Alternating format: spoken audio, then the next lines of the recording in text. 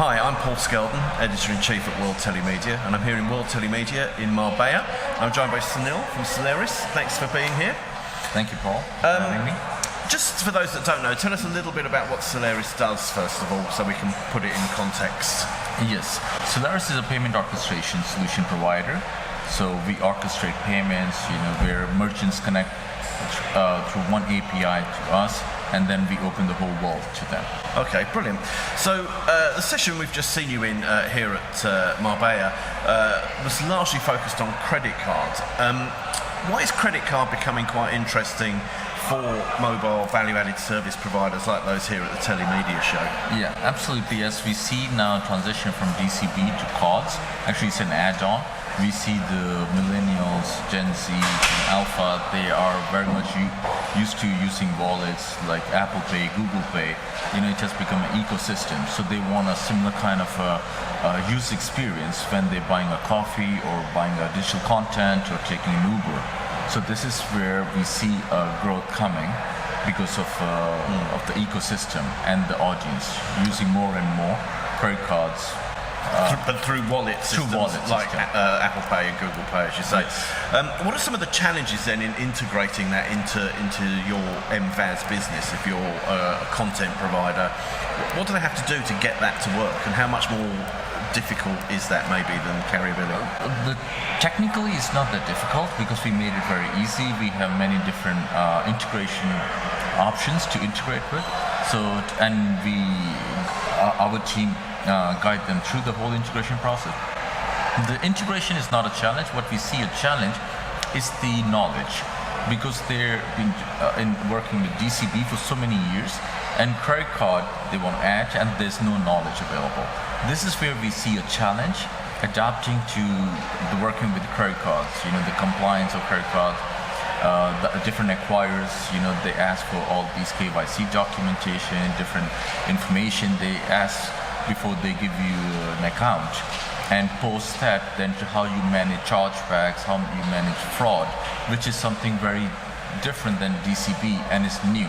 So what I see a lot of the DCB merchants struggling with that, and if they don't have a right partner, they are lost.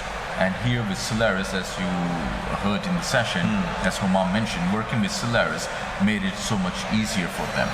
Okay. And you do that sort of across all regions? Is that sort of the Yes, idea? it's all region. Credit cards is global. The processing of credit card, the user experience is the same across the globe. So yes, we help merchants, understand the flow, the experience, and the challenges, and how you overcome these challenges, and how you make it work. Okay, and once you've done it once, is it sort of the same in every region? Is it one of those things you can do once, you can front load what you do with it and then roll it out? Is that For the most part, yes, but every region is different. Like if you're selling in the US, it's totally different than when you're selling in Europe.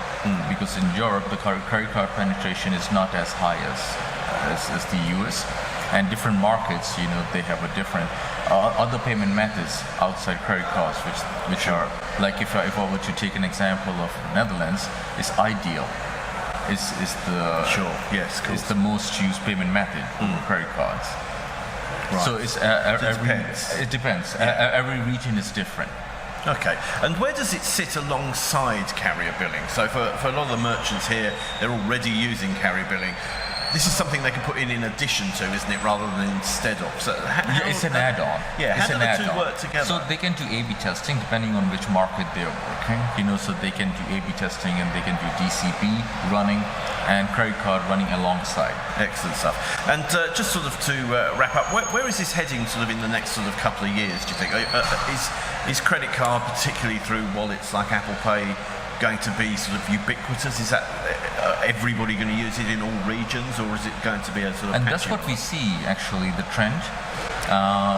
If we just look at the stats in the US, over 55 million people are using Apple Pay.